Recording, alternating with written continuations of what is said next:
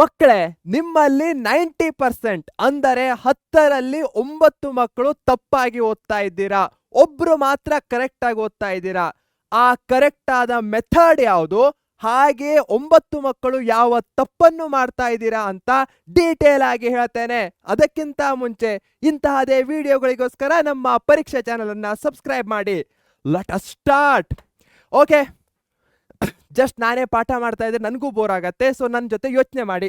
Simple fund 10 second ಕೊಡ್ತಾ ಇದ್ದೇನೆ.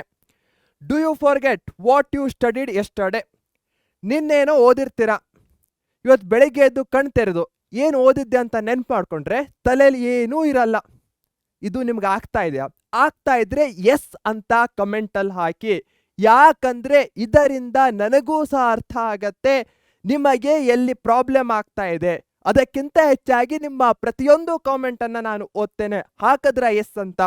Okay, ಈಗ ಪ್ರಾಬ್ಲಮ್ ನಮ್ಗೆ ಗೊತ್ತಾಯ್ತು. ಓದಿದ್ದು ನೆನಪಲ್ಲಿ ಇರ್ತಾ ಇಲ್ಲ ಅಂತ. ಯಾಕೆ ನೆನಪಲ್ಲಿ ಇರ್ತಾ ಇಲ್ಲ? ಇಲ್ಲಿ ಸಿಂಪಲ್ ವೇದಲ್ಲಿ ಹೇಳ್ಬಿಡ್ತೇನೆ. ಯಾವ ಮಿಸ್ಟೇಕ್ ಅನ್ನ ಮಾಡ್ತಾ ಇದ್ದೀರಾ? ಇದು 10ರಲ್ಲಿ 9 ಮಕ್ಕಳು ಮಾಡುವಂತಹ ಮಿಸ್ಟೇಕು. Read again. ಒಂದು ಪೇಜನ್ನು ಓದ್ತೀರಾ, ಅದನ್ನೇ ಮತ್ತೆ ಓದ್ತೀರಾ, ಅದೇ ರಿಪೀಟ್ ಆಗ್ತಾ ಹೋಗುತ್ತೆ. ಆ ಪೇಜಲ್ಲಿ ಏನಾದರೂ ಹೊಸದಾದ ಕಂಟೆಂಟ್ ಇರುತ್ತಾ? ಇಲ್ಲ, ಅದೇ ಇರುತ್ತೆ. ಬಟ್ ನೀವು ಏನು ಮಾಡ್ತಾ ಇದ್ದೀರಾ? ಜಸ್ಟ್ ಓದಬೇಕು ಅಂತ ಓದ್ತಾ ಹೋಗ್ತಾ ಇದ್ದೀರಾ. ಅದರ ಜೊತೆಗೆ ನೀವು ರೀಕಾಲ್ ಮಾಡ್ತಾ ಇಲ್ಲ. ರೀಕಾಲ್ ಅಂದರೆ ಏನು? ಸಿಂಪಲ್ಲು. ಈಗ ಒಂದೆರಡು ಸ್ಲೈಡ್ಸ್ಗಳನ್ನ ತೋರಿಸ್ತೆ PPTಯಲ್ಲಿ. ಅದನ್ನೇ ನಾನು ಪುನಃ ಹೇಳಿದ್ರೆ ಏನಾಗತ್ತೆ? Reading again. ಅದೇ ನಾನು ಇಲ್ಲಿ ತನಕ ಫಸ್ಟಲ್ಲಿ ನೀವು 10ರಲ್ಲಿ 9 ಮಕ್ಕಳು ಒಂದು ಮಿಸ್ಟೇಕನ್ನು ಮಾಡ್ತೀರಾ. ಆ ಮಿಸ್ಟೇಕನ್ನು ಹೇಗೆ ಅವಾಯ್ಡ್ ಮಾಡಬೇಕು ಅಂತ ಹೇಳ್ತೇನೆ. ಅದರ ಜೊತೆಗೆ ರೈಟು ಮತ್ತು ರಾಂಗು ಹೇಳ್ತಾ ಇದ್ದೇನೆ ಅಂತ ಸಮ್ಮರೈಸ್ ಮಾಡಿದ್ರೆ ಅದು ರೀಕಾಲ್ ಆಗತ್ತೆ. ನೀವೆಲ್ಲರೂ ಓದಾದ್ಮೇಲೆ ಕಣ್ಣು ಮುಚ್ಕೊಂಡು ಒಂದು 5 ನಿಮಿಷ ಯೋಚನೆ ಮಾಡಿ ಏನೇನು ಓದ್ದೆ ಅಂತ. ಅದಾದ್ಮೇಲೆ ಒಂದು ಪೇಪರ್ನಲ್ಲಿ ಏನೇನು ಕೀವರ್ಡ್ಸ್ಗಳಿವೆಯೋ ಅಥವಾ ಇಂಪಾರ್ಟೆಂಟ್ ಫಾರ್ಮುಲಾಸ್ಗಳಿವೆಯೋ ಅವುಗಳನ್ನ ಬರೀರಿ. ಹೈಲೈಟ್. ಪೂರ್ತಿ ಬುಕ್ಕನ್ನು ಹೈಲೈಟ್ ಮಾಡ್ತಾ ಹೋಗ್ತೀರಾ.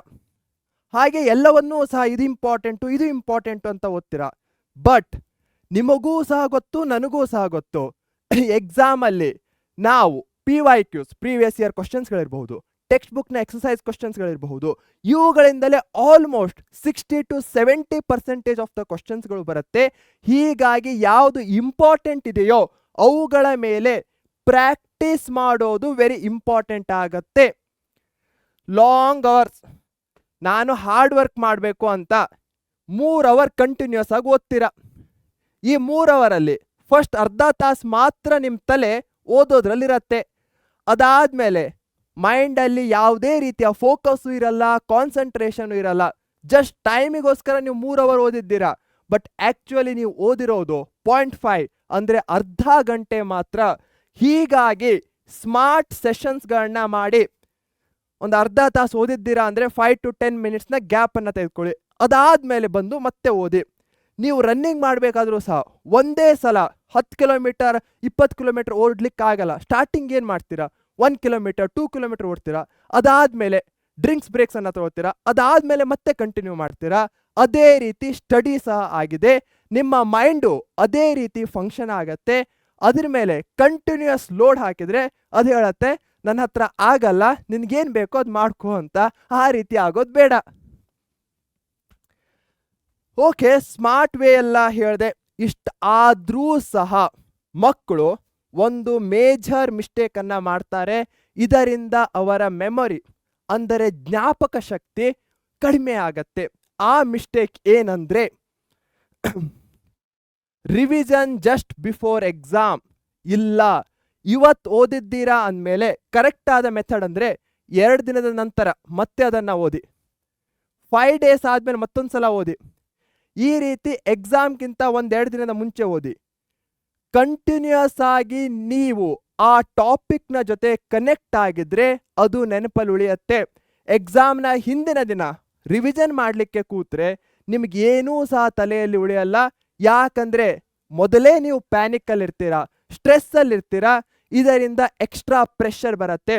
ಹೀಗಾಗಿ ಯಾರು ಎಸ್ ಸರ್ ನಾನು ಇವತ್ತು ಓದಿದ್ದೇನೆ ಅದೇ ಟಾಪಿಕ್ ಅನ್ನ 2 ದಿನ ಆದ್ಮೇಲೆ ರಿವಿಷನ್ ಮಾಡ್ತೇನೆ ಅನ್ನೋರು ಕಮೆಂಟ್ ಅಲ್ಲಿ ರಿವಿಷನ್ ಅಂತ ಹಾಕಿ, ಇದರಿಂದ ನನಗೂ ಸಹ ಅರ್ಥ ಆಗತ್ತೆ ಯು ಆರ್ ವಿತ್ ಮೀ ಅಂತ. ಓಕೆ, ಚಾಲೆಂಜ್ ಯುವರ್ ಸೆಲ್ಫ್ ಹಾಗಂದ್ರೆ ಏನು? ಸಿಂಪಲ್. ಈ ಪೂರ್ತಿ ವಿಡಿಯೋದಲ್ಲಿ ನಿಮಗೇನು ತಲೆಯಲ್ಲಿ ಇರುತ್ತೋ ಬಿಡುತ್ತೋ ನನಗೆ ಗೊತ್ತಿಲ್ಲ, ಆದರೆ 2 ಪಾಯಿಂಟ್ ಅಂತೂ ತಲೆಯಲ್ಲಿ ಇರಬೇಕು. 1, ರಿವಿಷನ್.